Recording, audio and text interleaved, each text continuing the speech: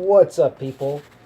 So this is going to be kind of an update video to the video that I did yesterday. So as you know, the Nintendo Switch online service came out yesterday, and one thing that also came out that was a part of the online service is, well, the app that you see there that's being highlighted right there in my menu. But what if I were to tell you that if you also had the opportunity to play Japanese Famicom games on your Nintendo Switch? And the answer is yes, you can. You can actually play Japanese Famicom games on your Nintendo Switch. Now, of course, how do you play Famicom games on your Switch? Well, of course, you would need to have a Japanese Nintendo Switch account. So if you can tell on the top of my menu, I have two accounts here. This is my normal account, and this one is my Japanese account. As you can tell, it has the JP initials, which means it's my Japanese account. Now, of course, in order to create a Japanese account, of course, you would just create an account from Nintendo's website. You would, of course, set it to Japan as your location, and that's how you could tell it'd be a Japanese account. But if you want more information on creating a Japanese account, I'll actually link you to RJT85's video on creating a Japanese Nintendo Switch account. So, of course, as you can tell, I have two accounts, which this is my Japanese account, and since I have a Japanese account, I'm able to access the Japanese eShop and download demos from Japanese games, whatnot, of course. And since I have a Japanese account, I was wondering if this had a Famicom app, because of course, as you know, the Famicom is the Japanese counterpart to the NES.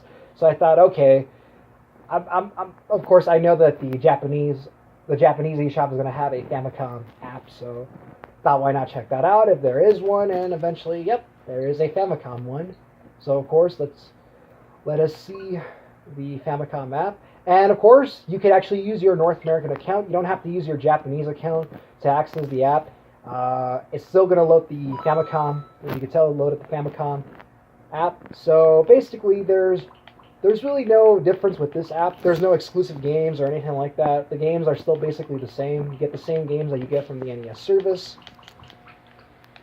But, of course, even though you're access to your American account, the menu is still in Japanese. But yeah, you can still access the Famicom app via your North American Nintendo account. So, of course, even though the games are still the same, I kind of want to showcase some differences with three games. I don't want to showcase all of them because all the games are the same, you know. There's no difference. Let's showcase Zelda. Now, why am I showcasing Zelda? Well, you'll notice one difference. Just hear it.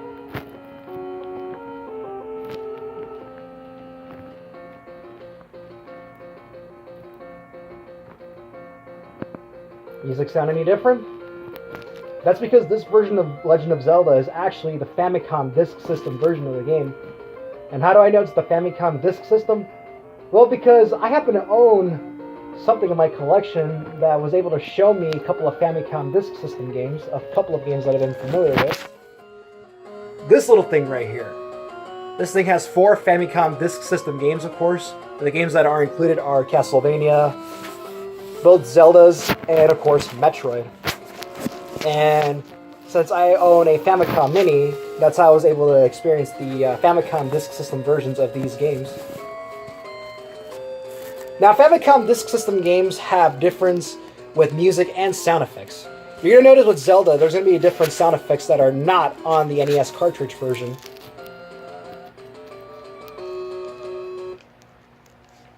Of course, I'm going to make a file here. And as I was testing the app right now, because I actually got it last night, and I wasn't able to showcase it on video, but I did make a file. Of course, you can tell I already made a file here. So why not? Let's check it out.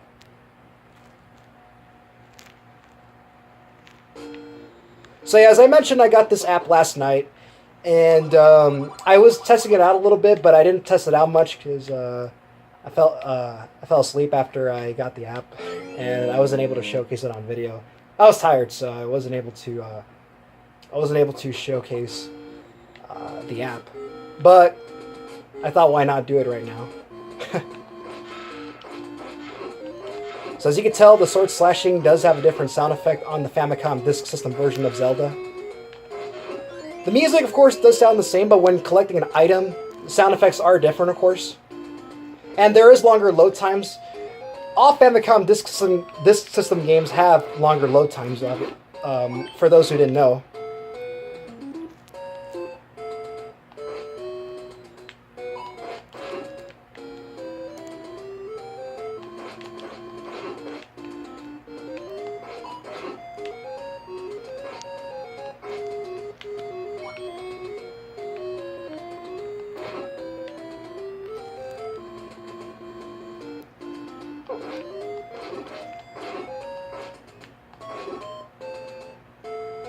Here is level 1. I'm going to try to make it quick, because I'm going to die already.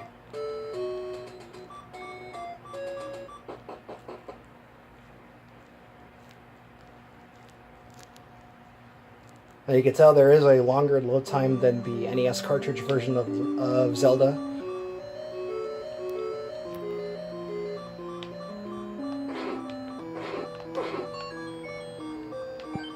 I mean, I'm going to die, so I don't think I'm going to make it that far, but just wanted to showcase Zelda, the Famicom Disk System version of Zelda, of course.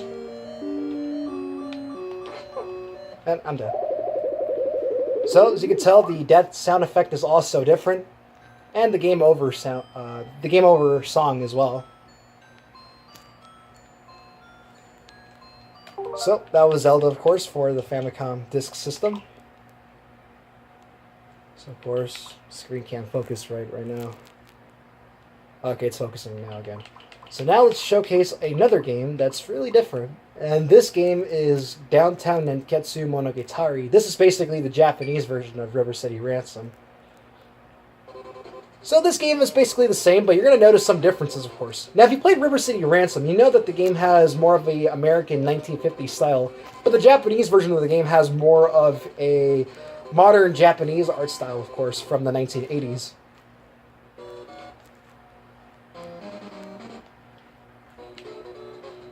So the game is entirely in Japanese, but if you really don't know anything, if you really don't know any Japanese, this game is not really that hard to play.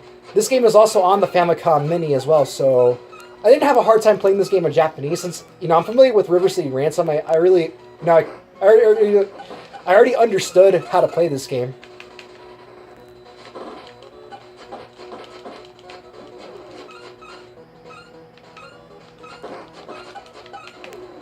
Get the coin.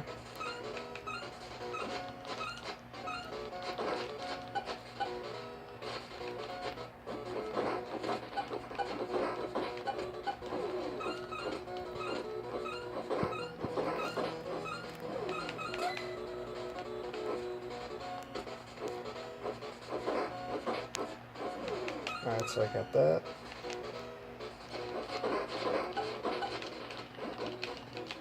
Oh, what the hell? It's a takedown. Oh, wow.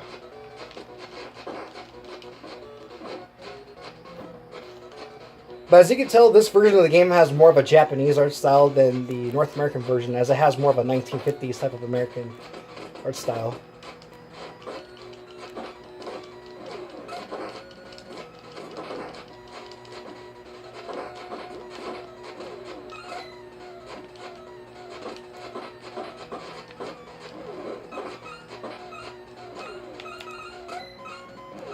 Ouch.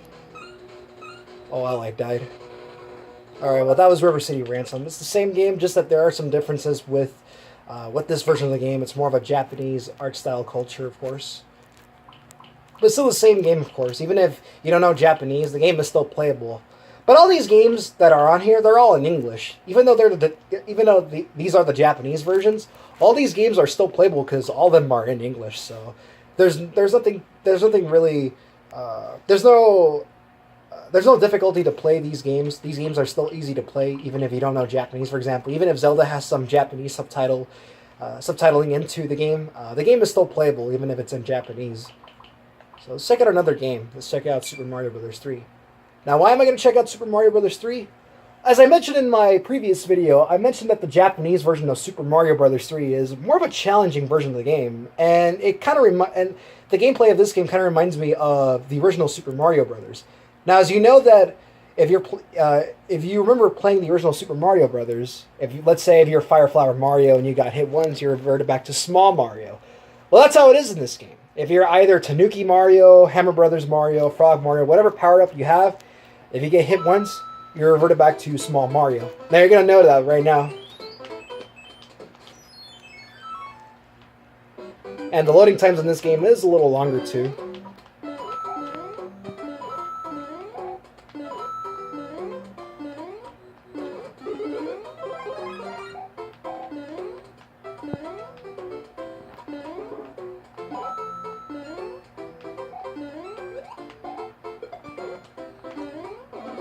Alright, so now let's demonstrate it.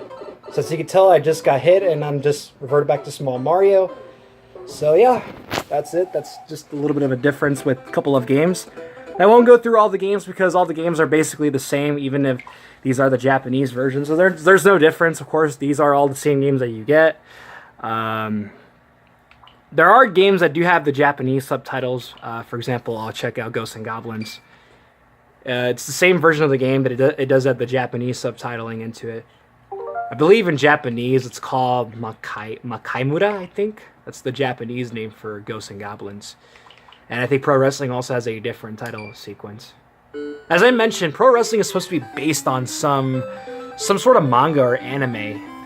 I really don't know, but of course the game is called Famicom Wrestling Association. Of course, that is Pro Wrestling.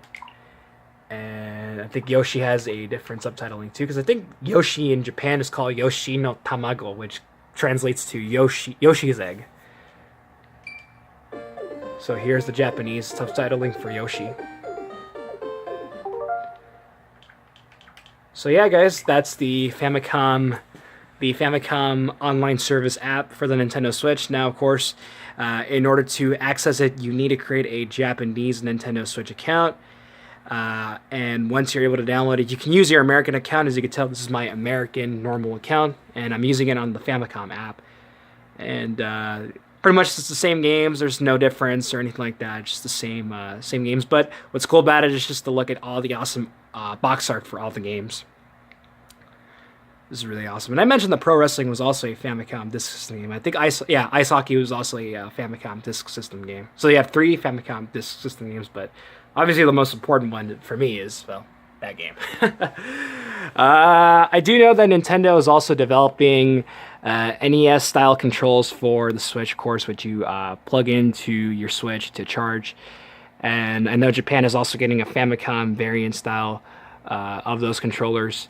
If you want to learn more about the NES controllers that are coming out, because I recently heard about this, but the YouTuber Nintendo Cade actually posted a video on how to get the NES controllers for the Nintendo Switch, of course. I'll link his video in the description below. It stated that to get those controllers, you need to get them via Nintendo, so they won't be sold retail, but they'll be sold via through Nintendo's website. So shout out to him for giving off that information, because I didn't really know that. I thought that those controllers were going to be sold through retail stores like GameStop, Target, Walmart, etc. But no, they're going to be sold via Nintendo. I'm pretty sure the Famicom ones might be sold in PlayAsia, because of course I could assume PlayAsia might sell them on their website. So I do want to get both of those controllers. I'm probably going to get the NES ones first, but that's going to be a little later. But I mean, to me, I could still play these games, on handheld mode or the Pro Controller. One warning that I want to give you guys before I go: if you're going to play these games, do not use a CRT filter. Do not use a CRT filter. This came from Nintendo Soup, where they stated that a lot of people suffered screen burns on their Nintendo Switch. So if you're playing these games on a CRT filter, supposedly it's going to burn your Nintendo Switch screen. So I recommend, if you're going to play these games, play them on a 4:3 scale. I'm not sure how Pixel Perfect works, but I just play these games on a 4:3 scale. So for just please do not play them on a CRT filter. I'm letting you know that right now if you're watching this video. don't play these games on a CRT filter. Play them on a 4:3 scale, or I'm not sure if Pixel Perfect works, but if that does work good, please let me know in the comments. But I'm just using a 4:3 scale. Don't play them on a CRT filter. I'm just letting you know that right now. I just found that out from Nintendo Soup, so I'm letting everyone know that, hey, do not play them on a CRT. As you can tell, I'm using a 4:3 scale. So yeah, so don't play them on a CRT filter. Just letting you know that. Alright guys, well I'm going to be signing off now. This is Triforce Atsuku Master 2000. I'll see you later.